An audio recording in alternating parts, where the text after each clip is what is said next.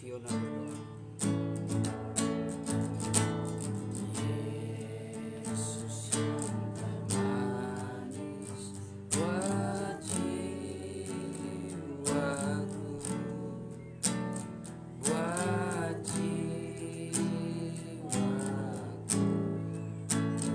buat jiwaku.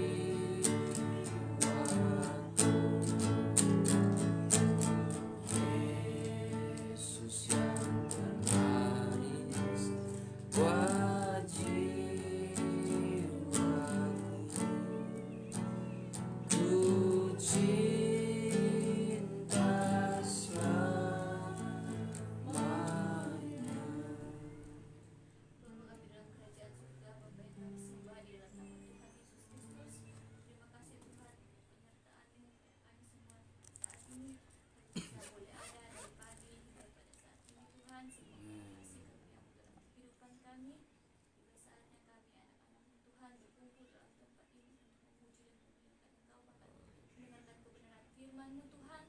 Pakai kami semua Tuhan, terutama hamba-Mu yang akan menyampaikan kebenaran firman Tuhan. Berikan kami semua hikmat sehingga firman yang kami peroleh, firman yang kami terima benar-benar berasal dari Engkau, mengoreksi setiap kehidupan kami, memberi nasihat dan memberi pembelajaran dalam kehidupan kami Tuhan. Terima kasih Tuhan, Engkau berkati pemimpin jemaat-Mu yang masih dalam perjalanan menuju ke tempat ini Tuhan. Engkau jaga mereka, lindungi mereka Tuhan, sehingga bisa berkumpul bersama-sama dengan kami Tuhan. Terima kasih Yesus, terima kasih Roh Kudus. Kami juga berdoa untuk berjalannya ibadah pada saat sore hari ini Tuhan. Engkau pimpin Tuhan dari awal ke pertengahan hingga berakhirnya dengan penuh dengan sukacita Tuhan yang berasal dari Engkau. Biar Roh Kudus-Mu Tuhan yang memimpin setiap ibadah ini sehingga benar-benar ibadah ini berkenan di hadapan-Mu Tuhan. Terima kasih Yesus, terima kasih Roh Kudus. Doa dan ucapan syukur kami memulai ibadah ini di dalam nama Tuhan Yesus Kristus. Haleluya. Amin. Amin. Oke, terima kasih. Mari kita buka firman Tuhan.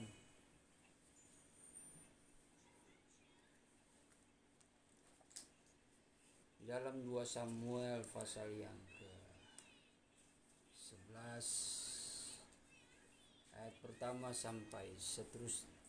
2 Samuel 11 ayat pertama sampai seterusnya. Daud dan Batsheba.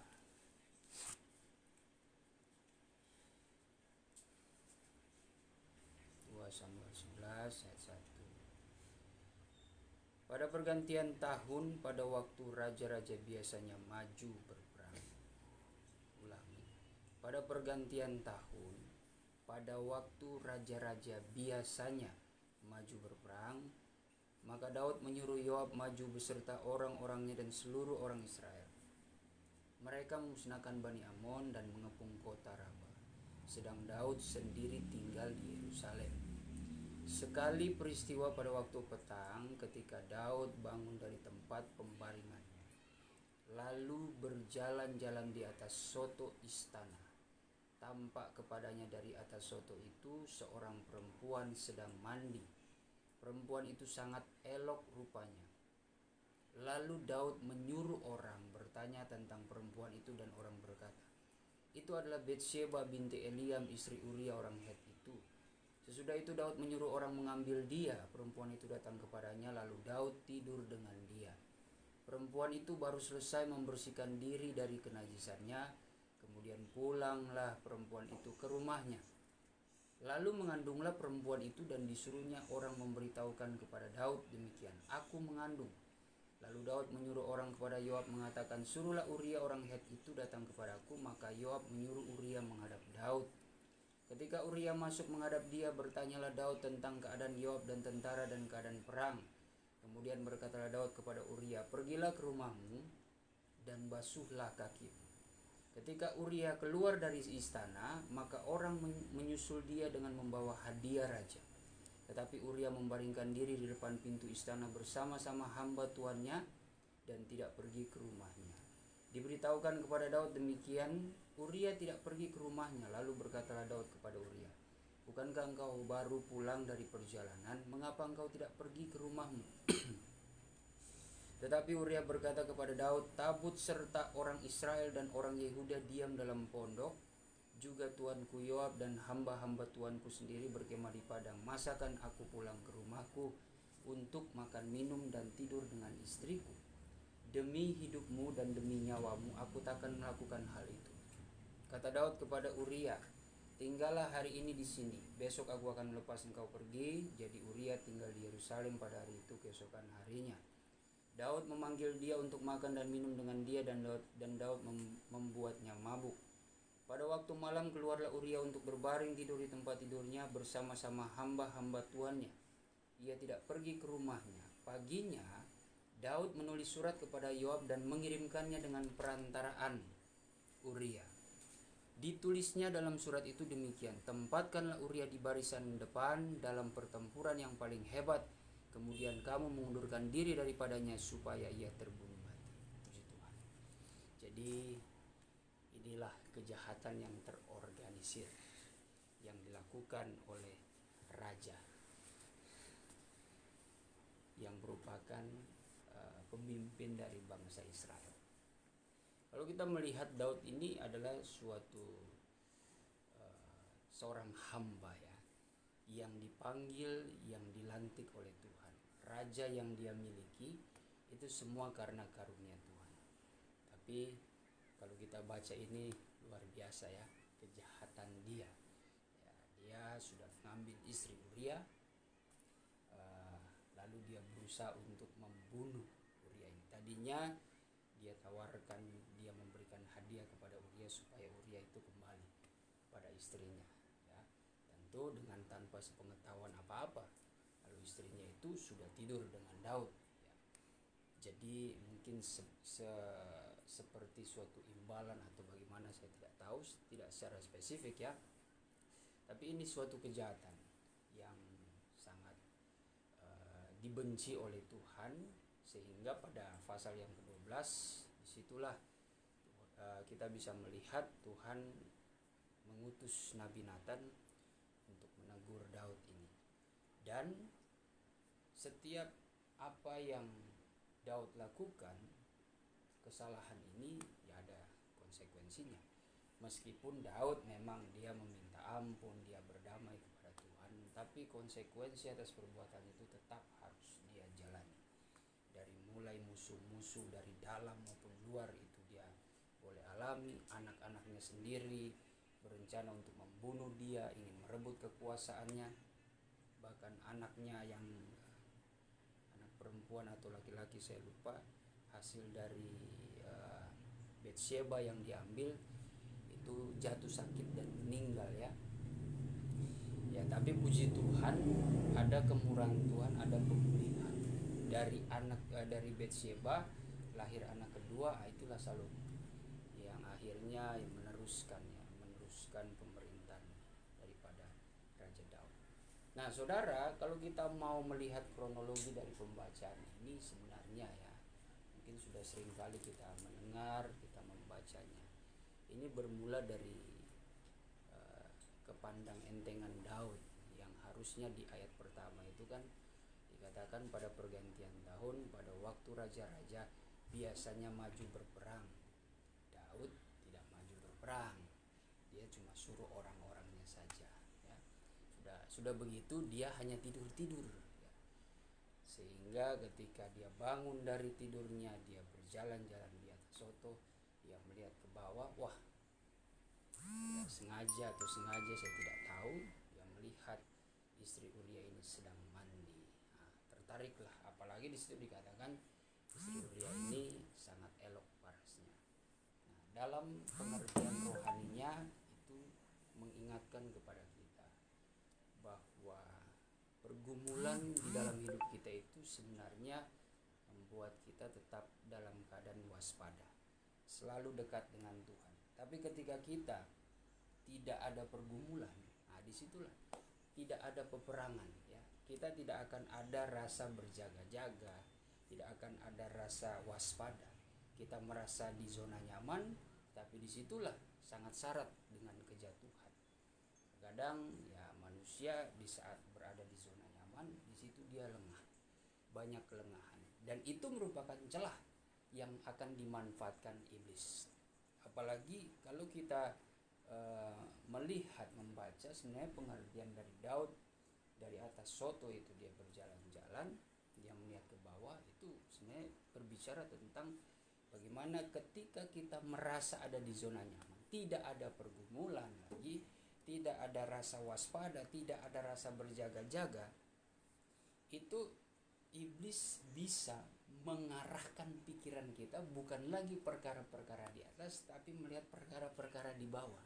Nah, di dalam Kolose 3 yang 1 ayat pertama dan ketiga, Tuhan sudah ingatkan oleh Rasul Paulus, pikirkanlah perkara-perkara di atas.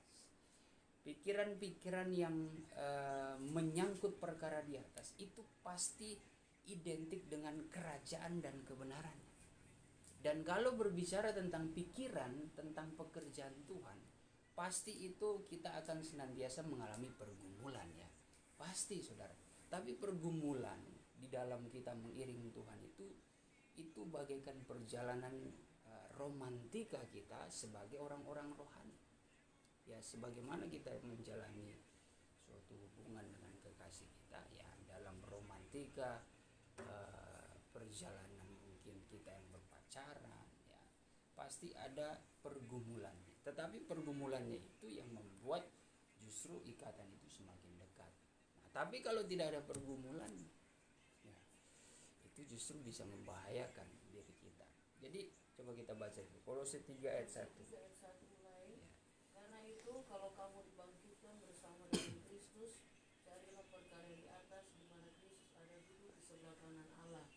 Ayat 2, pikirkanlah perkara yang di atas, bukan yang di bumi. 3, sebab kamu telah mati dan hidupmu tersembunyi bersama dengan Kristus di dalam Allah. Ya, hidup kita itu sudah tersembunyi di dalam Kristus. Artinya hidup kita sudah ada perjanjian. Perjanjian Tuhan itu pasti mendatangkan berkat. Pasti. Asalkan kita tetap mengarah. Kasih kita itu bukan kasih yang pura-pura kalau pikiran kita terus memikirkan tentang Tuhan, memikirkan apa yang dikehendaki Tuhan. Kalau ketika kita mulai pikiran kita memikirkan perkara di bawah, ya udah, itu pasti identik dengan apa yang kita hendaki. Sehingga di dalam kita berdoa pun yang kita doakan apa yang kita kehendaki, bukan atas apa yang Tuhan kehendaki. Sulit kita akan berdoa seperti Tuhan berdoa.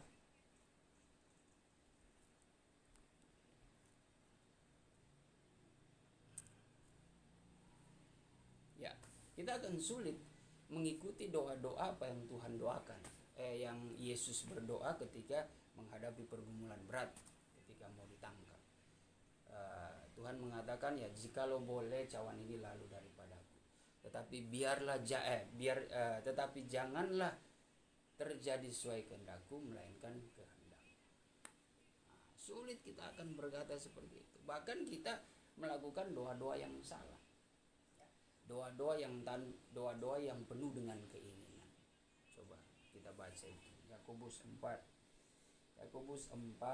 ayat yang pertama sampai ayat yang keempat. Dari manakah datangnya sengketa dan pertengkaran di antara kamu? Bukankah datangnya dari hawa nafsumu yang saling berjuang di dalam tubuhmu? Ya. Kamu mengingini sesuatu tetapi kamu tidak memperolehnya. Lalu kamu membunuh. Kamu iri hati tetapi kamu tidak mencapai tujuanmu. Lalu kamu bertengkar dan kamu berkelahi. Kamu tidak memperoleh apa-apa karena kamu tidak berdoa. Ya, terus? Atau kamu berdoa juga tetapi kamu tidak menerima apa-apa. Atau kamu berdoa tapi nggak menerima apa-apa, terus? Karena kamu salah berdoa. Ya, kenapa salah berdoa? Sebab yang kamu minta itu hendak kamu habiskan untuk memuaskan hawa nafsu. Nah, ini anak muda, orang tua, ya, pemimpin rohani, hati-hati. Kalau pikiran kita sudah senantiasa memikirkan perkara di bawah, nah udah. Itu sumbernya dari kisah Daud ini. Kita bisa mengaplikasikannya, kita bisa memahami secara rohani. Itu karena kita tidak ada pergumulan. Kita ini kan dikatakan Ayub, dikatakan oleh Ayub di dalam Ayub pasal 14 ya, ayat 1 atau ayat 7 ayat 1 mengatakan kita ini seperti orang yang berperang setiap hari. Salinan lama coba. Ayub 7 ayat yang pertama. Ayat 1. Lama atau baru? Lama. Bahwasanya hal manusia di atas bumi ini seperti orang perang adanya. Manusia di atas bumi ini, manusia menjalani hidup di atas bumi ini seperti orang perang adanya. Dan hari hidupnya pun seperti hari orang upahan. Nah, hari hidupnya itu seperti orang hari upah. Ya. Jadi setiap harinya kita bekerja. Ya. Digambarkan seperti orang upah. Diberikan 1 dinar satu hari. Kita bekerja. Ya. Dan dalam pekerjaan itu kita kan bergumul. Kita kerja keras. Tapi coba kalau kita tidak kerja, bagaimana kita mendapat? Di samping itu, ya kita tidak akan menerima suatu berkat Tuhan. Ya. Di samping itu dikatakan juga seperti orang berperang. Jadi setiap hari kita berperang. Ya walaupun dalam pergumulan terkadang membuat kita jatuh bangun dalam iman, kita jadi orang yang galau, kita jadi orang yang tidak ada kepastian, seperti putus asa, seperti kecewa.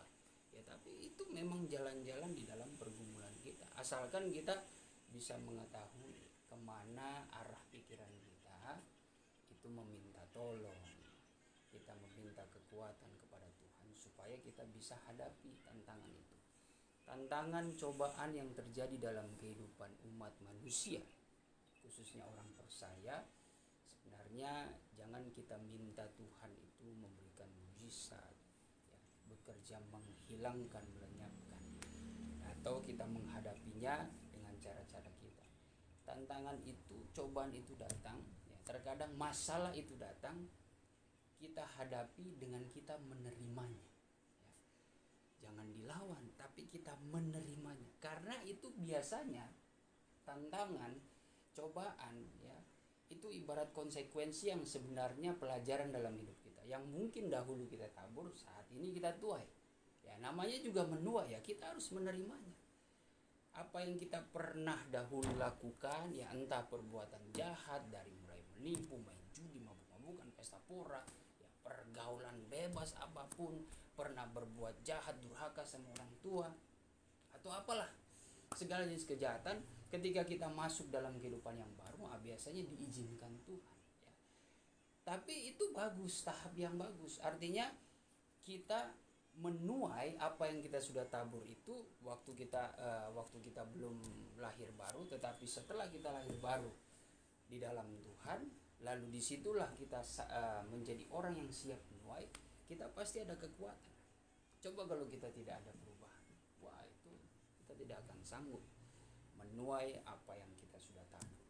Jadi karena kita sudah hidup di dalam Tuhan, sebenarnya kita bisa menjadi orang yang sangat kuat, ya, untuk menerima atas setiap apa yang kita sudah tabur dahulu, kita tuai sekarang. Ya, bedanya kalau hidup kita sudah di dalam Tuhan, ya, kekuatan kita, penghibur kita hanya daripada firman dan Roh Kudus. Nah, jadi kehidupan kita menghadapi cobaan, bagaimana kita menerima dengan hati yang bersyukur, ya. Bahkan Yakobus 1 ayat yang keberapa itu? Ayat yang ketiga. Anggaplah pencobaan itu, apa dikatakan? Yakobus 1 ayat 2. Yakobus 1 ayat 12. Anggaplah suatu kebahagiaan.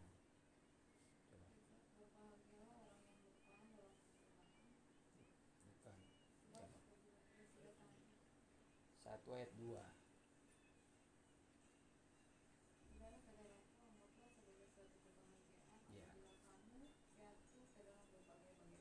Ya, jadi ada orang masuk.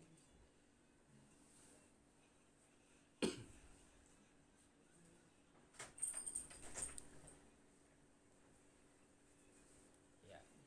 Jadi Yakobus mengatakan, anggaplah suatu kebahagiaan jikalau kita menghadapi cobaan. Ya, ya silakan.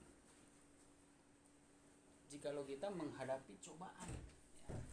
Jadi kalau kita menganggap itu, ya, menjadi paradigma, ya, menjadi paradigma kita untuk menghadapi cobaan, ya kita anggap itu suatu kebahagiaan, ya.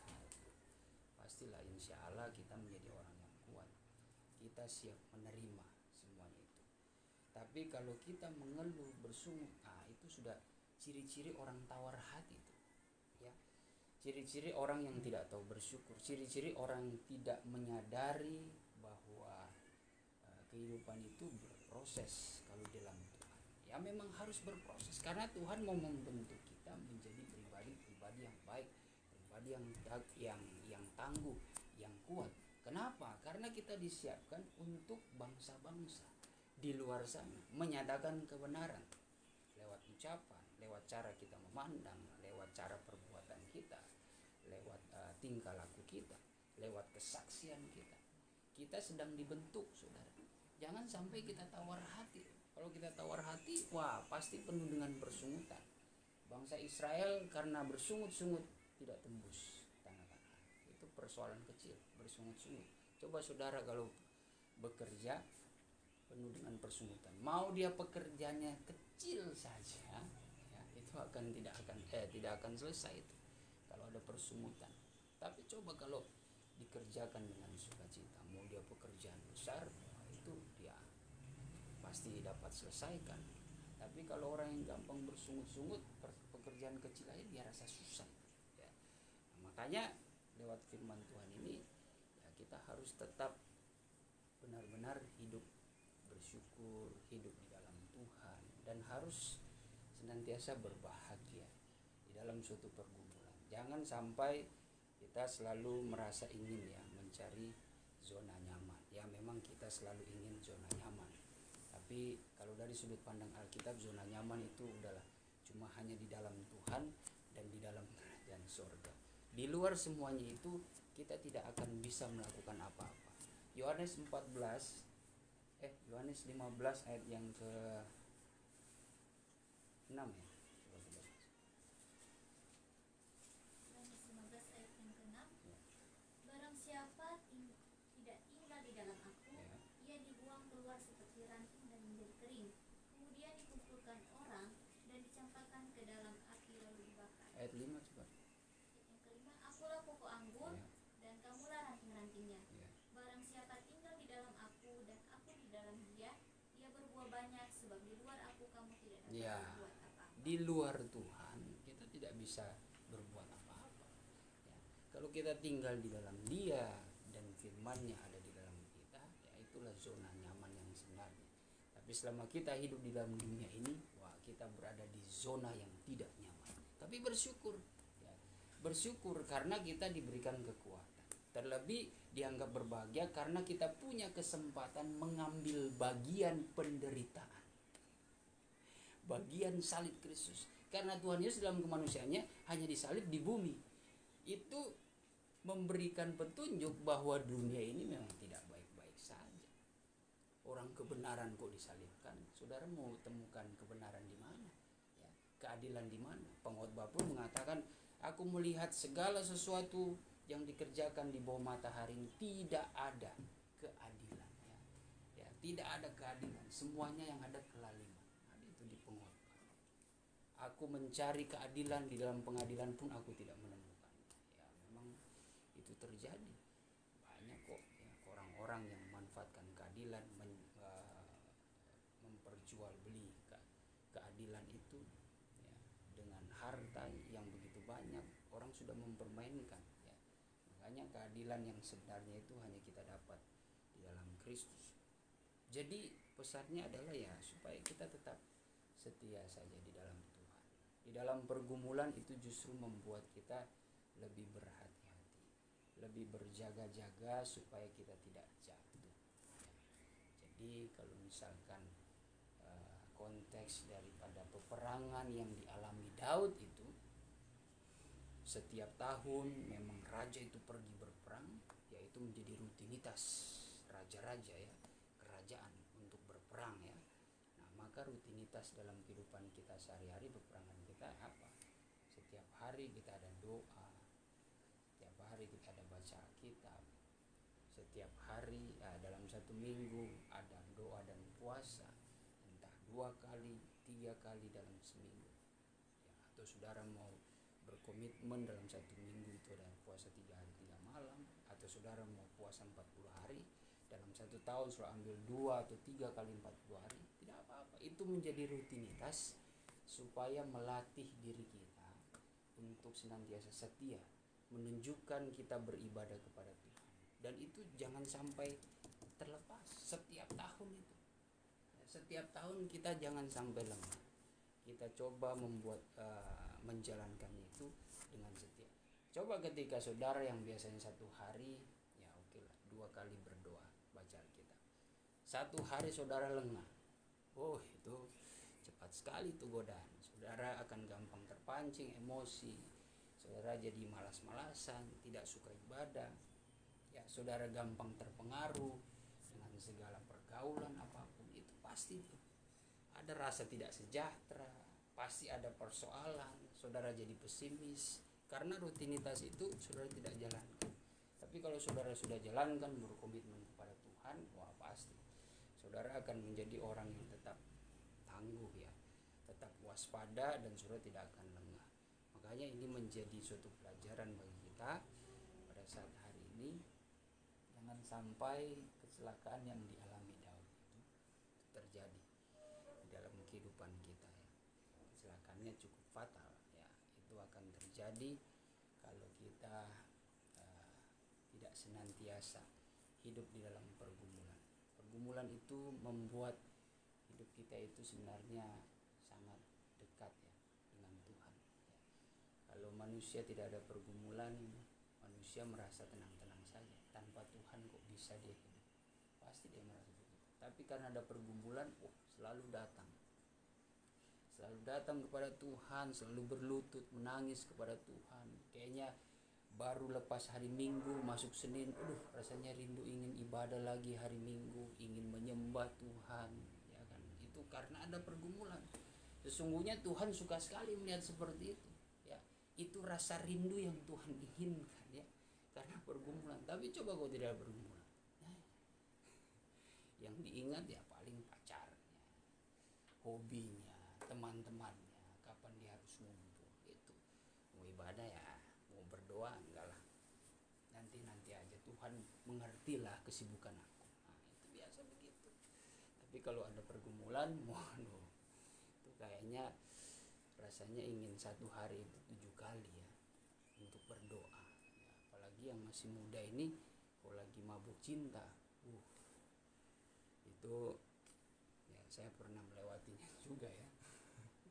Kayaknya agak bikin pusing kalau mulai kekasihnya udah nggak jelas, udah nggak kabar, udah ngambek. Itu pikirannya udah nggak konsen ya. Puji Tuhan kalau pelarian kita kepada Tuhan, kayaknya dikit-dikit berdoa. Mau dimanapun saudara pun nggak dalam sikap berdoa, saudara pun berharap Tuhan dia sedang apa ya, Tuhan dia sedang di mana, seperti itu.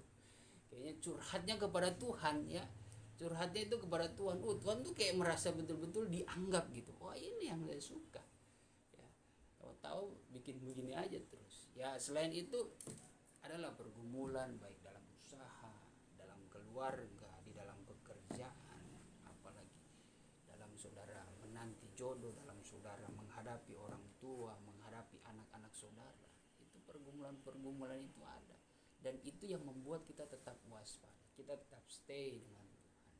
Kalau tidak ada ya Tuhan itu dianggap seperti pembantu ya. Apalagi kalau hati kita itu sudah melihat hal-hal ke bawah, ke dunia. Seperti Daud melihat jalan-jalan di atas suatu, dia melihat ke bawah, ada siapa Batseba.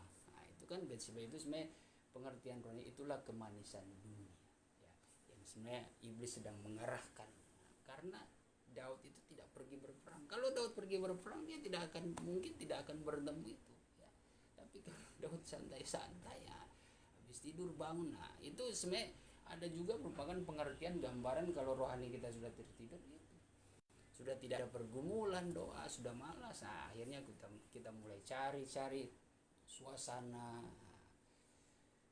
suasana baru ya. Ternyata iblis sudah mengarahkan ya, membuat mata rohani kita mengarah kepada kemanisan dunia. Ketika kita ikat itu ya. Ingat firman Tuhan mengatakan, apa yang engkau ikat ya di bumi ini pasti akan terikat di surga, tapi apa yang engkau lepaskan di bumi itu akan terlepas di surga. Nah, kita sebagai gereja Tuhan selalu mengusahakan diri kita terikat dengan kerajaan surga. jangan terikat dengan dunia.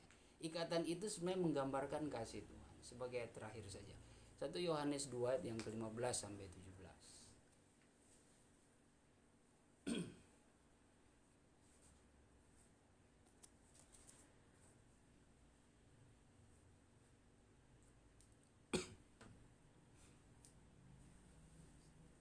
1 Yohanes 2 Yohanes 2 ayat yang ke-16 15 sampai 17.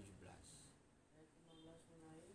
Janganlah kamu mengasihi dunia dan apa yang ada di dalamnya. Janganlah kamu mengasihi dunia dan apa yang ada di dalam. Ini pernyataan Tuhan melalui Rasul Yohanes. Ini keegoisan Tuhan, ya, egonya Tuhan akan cintanya melihat kita. Jangan kamu mengasihi dunia, ya. Cintamu itu hanya milikku.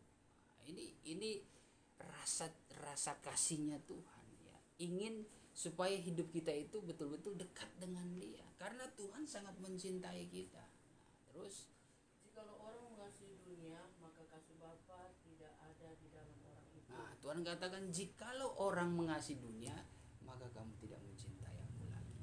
Waduh, ya, itu dalam pengertian rohani sudah berzina rohani itu, ya. Sudah berzina rohani, dia sudah selingkuh dengan dunia, dengan berhala-berhala dunia. Nah, itu pasti sakit saudara, hal-hal yang seperti itu, ya. Tuhan Allah, ada kan Alkitab, Nasar kita mengatakan Tuhan adalah Allah yang cemburu, ya. Artinya dalam hal Tuhan mengasihi kita, Tuhan mau kita itu setia. Karena Tuhan sudah setia, ya tolonglah kita bisa memberi, bisa kasih paham yang itu kepada kekasih kita, ya. Kita balas juga, kita setia kepada Dia. Tapi kalau kita mencintai dunia, ya Tuhan pun tidak disenangkan. Tuhan akan pedih, ya, melihat hati kita. Dan Tuhan tegaskan, kalau tidak barang siapa orang yang mengasihi dunia, tidak ada kasih Bapa. Bagaimana kita mau berdoa, memohonkan doa, ya. Sementara Tuhan mengajarkan apa yang kita minta kepada Bapa, mintalah dalam namaku, maka aku akan mengerjakannya. Sementara lagi kita ini tidak ada suatu hubungan dengan Tuhan, ya. Itu yang berbahaya. Tidak ada ikatan, ya. Ikatan kasih itu percuma, ya. Terus Sebab semua yang ada di dalam dunia, yaitu keinginan daging dan keinginan mata serta gangguan hidup, bukanlah berasal dari Bapa, melainkan dari dunia. ya, segala keinginan dunia, keinginan mata, apa yang sudah lihat, barang-barang bagus, ya, sampai cowok-cowok yang keren, ya, cewek-cewek yang cantik, ya, sebenarnya itu kalau kita melihatnya terlalu berlebihan sampai memberhalakan, wah, itu berbahaya itu, ya. Itu tandanya kita sudah mengasihi dunia, kita sudah mengikuti keinginan dunia, ya. Itu berbahaya. Makanya suatu hal yang berlebihan juga Tuhan tidak suka. Kita boleh mencintai pasangan kita, tapi jangan diberhalakan. Karena pasangan kita jadi malas berdoa, karena pasangan kita jadi malas baca Alkitab, karena pasangan kita jadi malas ibadah, jadi malas melayani, dan sebagainya, ya. Tidak boleh. Atau karena hobi, atau karena pekerjaan, ya, alasannya Tuhan, kau tahu aku mencari nafkah untuk keluargaku, aku sibuk sekali Tuhan, ya. Tapi ibadah dilupakan, ya, melayani sudah mulai malas-malasan. Nggak bisa begitu, ya. Tetap kita harus punya waktu untuk Tuhan, karena cinta pertama kita ya hanya kepada Tuhan. Keinginan mata, keinginan tubuh, dan gangguan hidup, ya, hidup dalam jumawa, itu yang ada di dalam dunia. Terus Ayat 17, dan dunia ini sedang lenyap dengan keinginannya. dan dunia ini sedang lenyap dengan keinginannya. Tetapi orang yang melakukan kehendak Allah tetap hidup Nah, selama-lamanya. itu janji Tuhan. Tetapi orang yang melakukan kehendak Allah akan hidup selama-lamanya. Dia tidak akan mendapatkan malapetaka. Seperti apa yang dilakukan Daud, ya Daud sudahlah, dia bersalah memang. Puji Tuhan, Daud ini orang yang cepat bertobat, ya. Dia mengakui kesalahan. Beda dengan Raja Saul, ya. Sudah salah lagi, membela diri. Tapi kan aku begini, aku melakukan ini karena aku mengikuti ini juga aku berikan persembahan kepada Tuhan. Nah, kalau Tuhan suruh tumpah semua, nggak ada yang perlu dipersembahkan, ya udah tumpah semua. Mentang-mentang dia lihat, oh lembu tambun, oh ini bagus, ini untuk dipersembahkan bagi Tuhan. Tidak. Apa yang kita pikirkan, terkadang apa yang kita pikirkan itu berbeda dengan apa yang Tuhan pikirkan. apa yang kita hendaki itu berbeda dengan kehendak Tuhan. Kalau Tuhan suruh tumpas. Tapi Saul tidak melakukan itu cuma karena dia tidak dengar-dengaran, akhirnya dia tidak mahkotanya itu ibaratnya dipindahkan ya, dicabut. Roh Tuhan tidak berkuasa lagi atas dia. Coba lihat, ketika Saul tidak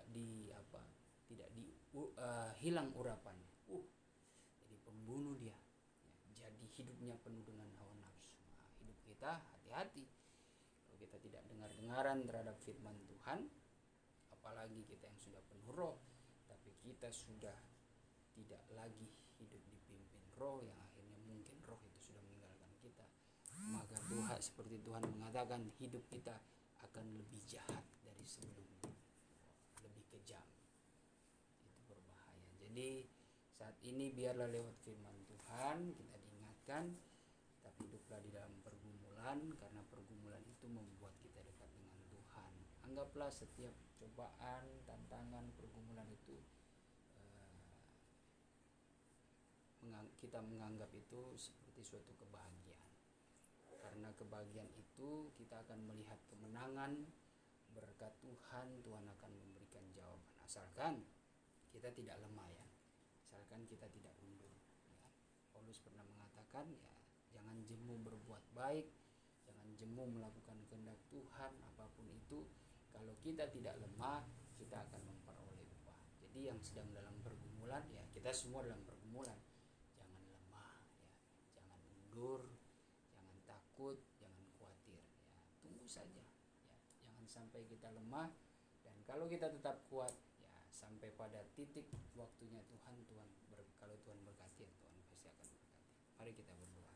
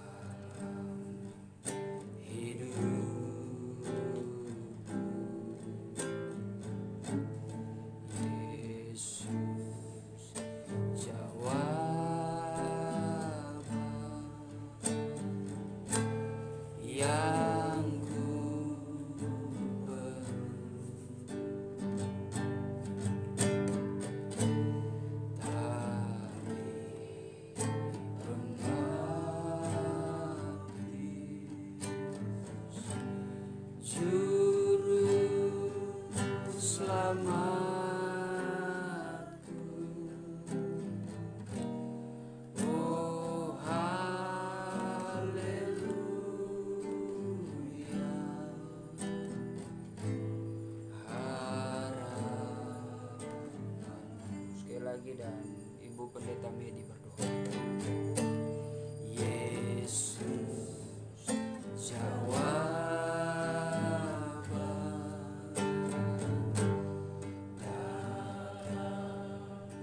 hidupku. Yesus jawaban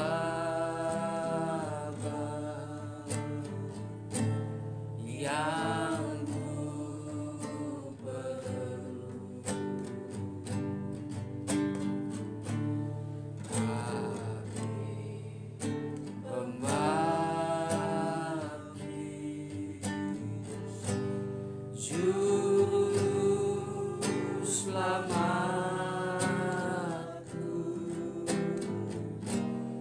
Oh haleluya.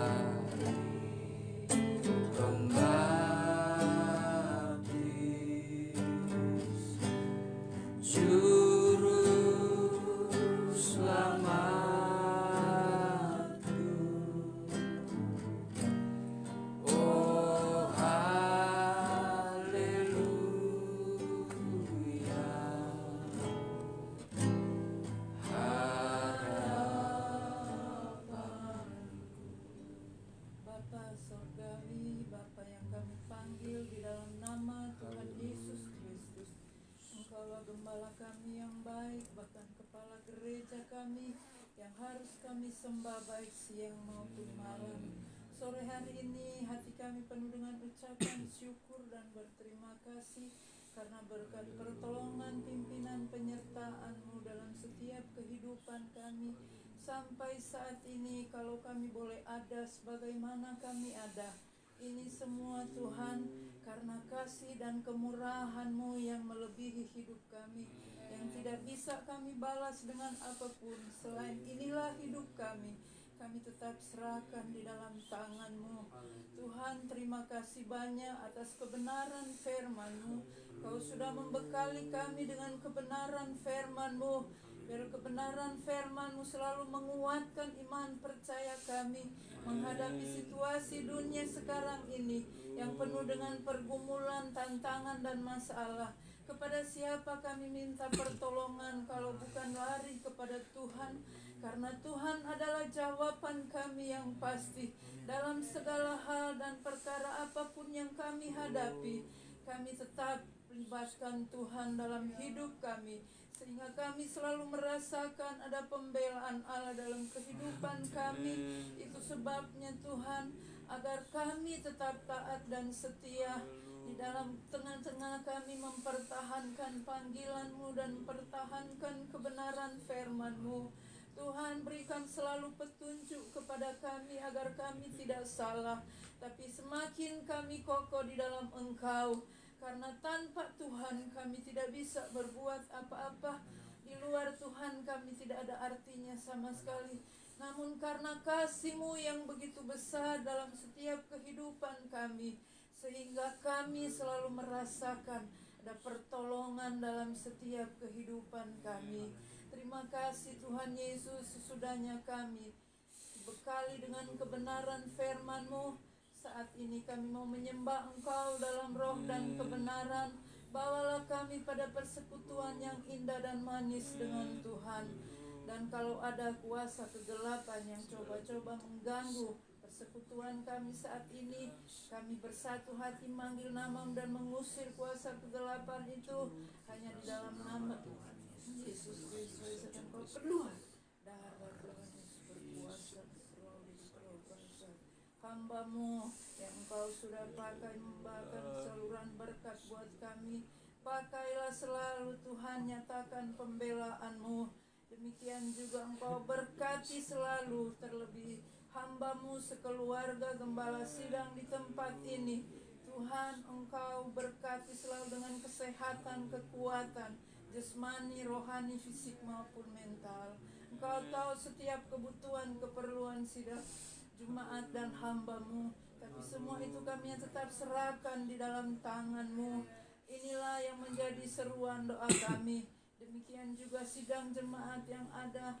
Tuhan, Engkau berikan selalu persatuan dan kesatuan, adakan kerjasama yang baik, agar supaya kami boleh melihat perkembangan kemajuan pekerjaan Tuhan.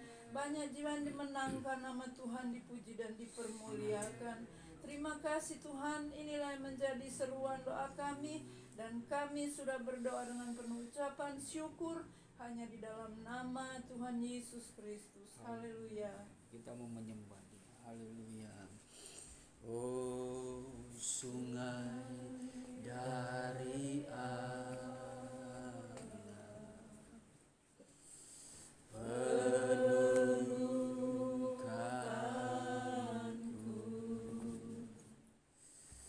Oh, sungai dari Allah mengalir dalamku.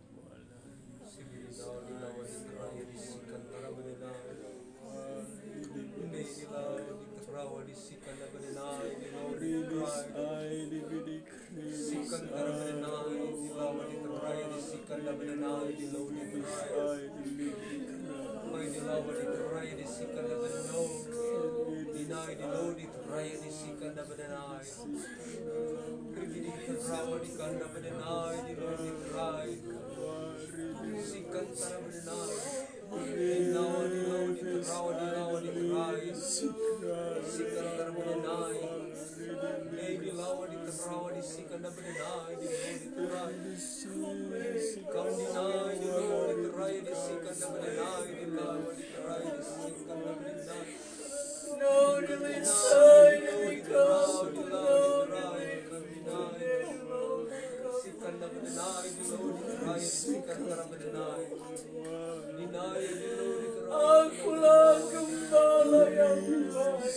amin Gembala yang baik menyerahkan nyawanya ganti segala dosa. haleluya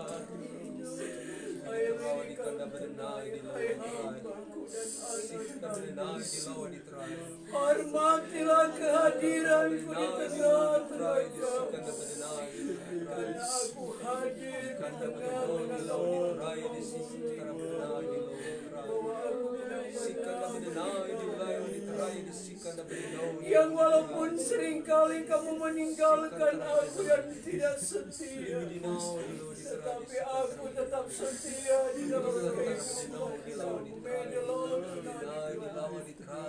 Perhatikan kamu baik-baik suaraku saat ini. Aku datang bukan untuk dilayani, tapi aku datang untuk melayani sebab itu aku minta menyerahlah kamu dengan agar kamu dapat merasakan satu persekutuan yang indah dengan aku. Kamu boleh memandang kemuliaanku yang turun ke tengah-tengah hambaku dan anak-anak. Kamu adalah orang-orang yang sangat berbahagia hidup di dalam aku. Karena aku selalu datang menegur, menasihatkan kamu. Lately I know the cradle of the night. Firmanku telah datang di tengah-tengah kamu. Berbahagia bagi dia yang mendengar dan menaruh di dalam hati, supaya kamu tidak berdosa kepadamu. Ingat kamu baik-baik hambaku dan anak-anak. Kalau firman ini boleh datang kepada kamu, kamu harus tahu the cradle of the night. The groundly to know the night. Kamu harus berhati-hati hidup di tengah-tengah dunia ini. Kamu akan mengalami berbagai macam godaan yang datang dalam hidup kamu. Tapi kalau kamu tetap setia kepadaku dan mendengar kepada firman, pembelaanku selalu ada dalam kehidupan kamu. Dan satu hal yang aku ingin dalam hidup kamu, biarlah kamu hidup dalam kekudusan melayani pekerjaan. Jangan kamu melayani aku dengan seada-adanya atau kebiasaan kamu. Ini kamu. Tapi aku mau supaya kamu bersungguh-sungguh. Karena waktu ini adalah waktu-waktu yang jahat dan sebab itu berhati-hatilah kamu hambaku dan anak-anakku. Jangan sampai kamu jatuh dalam keadaan dunia ini. Tapi aku mau biarlah kamu selalu bergaul karib erat dengan aku. Karena di dalamnya ini kamu kenal. Kamu boleh mendapatkan kekuatan lewat firman. Boleh di kamu kenal juga. Mengerti kamu. I see kamu tonight. Aku kenal tiap-tiap kamu yang datang kepadaku saat ini. Dengan berbagai macam pergumulan yang kamu bawa kepada saya. Aku mendengar dan aku memperhatikan kamu. Sebab itu tambahkanlah kesetiaan kamu untuk datang kepadaku. Jangan membuang waktu dengan sia-sia karena masa-masa ini adalah masa yang jahat. Let the crowd tonight. Tapi aku mau kamu selalu datang kepadaku, sehingga apa yang menjadi pergumulan doa kamu, aku sedia memberikan jawaban bagi kamu. Mengertikah kamu? I know the cry. Hamba-hambaku dan anak-anakku, we pray the Lord tonight. Bekerjalah kamu setia-tia dalam pekerjaan yang aku percayakan bagi kamu. May the Lord come to know the cry. Karena ingat kamu baik-baik, waktunya sudah dekat. I the Lord sudah mulai. Aku tidak mau kamu bermain-main dalam keadaan sekarang ini dengan dunia.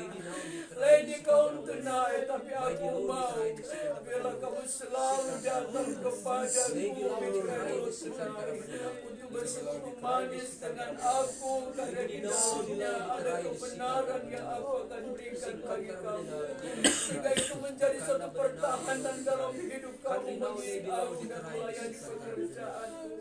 Karena aku berjanji aku tidak akan pernah meninggalkan kamu kalau kamu setia kepadaku. Dan apa yang menjadi pergumulan kamu akan lihat jawaban-jawaban itu akan datang bagi kamu. May di kaum tunadikrai, mengertikah kamu? Jangan ada di antara kamu meragukan aku, tapi percayalah kepadaku, di mana janji-janjiku aku akan genapi dalam setiap kehidupan kamu. Mengertikah kamu? Negro dalam benai, hai hamba, tetaplah engkau setia dalam melayani pekerjaanmu.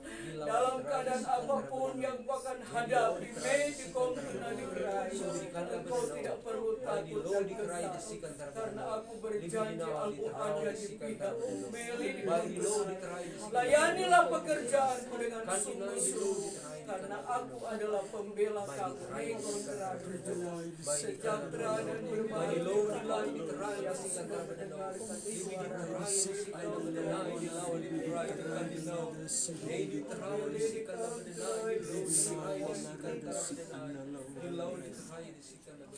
Terima kasih Tuhan, terpujilah namamu. Kami boleh dikuatkan roh kami Tuhan.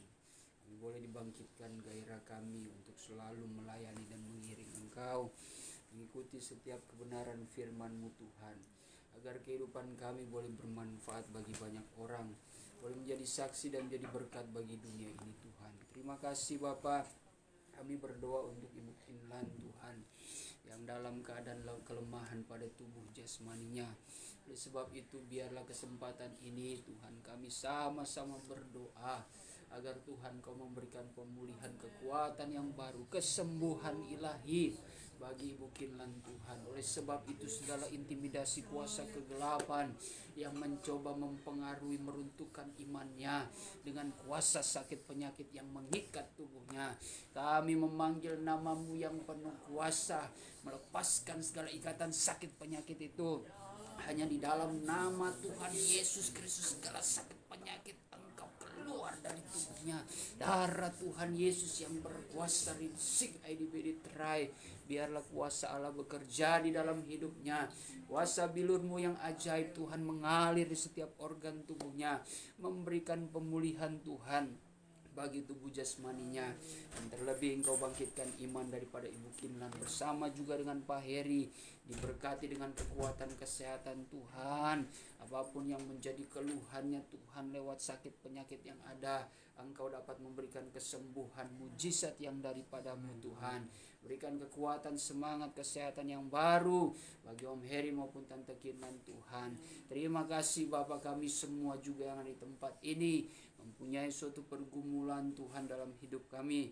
Engkaulah yang menjadi sumber jawaban, yang menjadi kepastian dalam hidup kami Tuhan, sehingga kami tetap memiliki suatu pengharapan yang teguh di dalam Engkau, bahwa Engkau yang akan menjadi Tuhan yang akan memberkati kehidupan kami, yang akan membuka jalan Tuhan dalam setiap rencana kami, dan Kau memberikan kemenangan atas hidup kami Tuhan.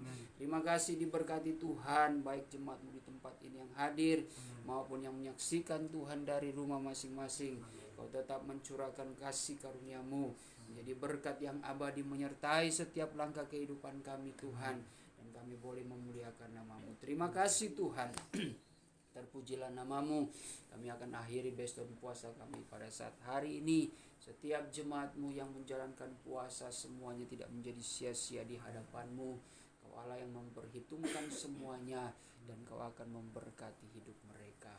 Terima kasih Tuhan, kami sudah berdoa dan mengucap syukur di dalam nama Tuhan Yesus Kristus. Haleluya. Saudara dan saudariku yang dikasihi Tuhan, terimalah berkat damai sejahtera yang dianugerahkan Allah Bapa di sorga oleh cinta dan kasih sayang anaknya yang tunggal, yaitu Tuhan Yesus Kristus, di dalam persekutuan Allah Ruhul Kudus menyertai dan memberkati kita mulai hari ini sampai Tuhan Yesus datang kembali menjemput gerejanya di atas awan-awan, di dalam kemuliaan yang kekal sebagai Raja di atas segala raja. Haleluya. Amin.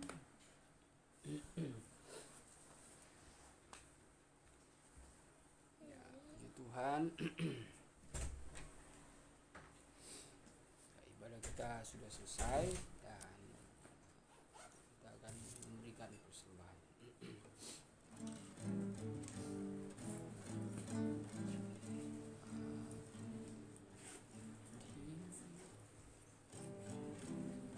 Diberkatilah orang yang mengandalkan Tuhan.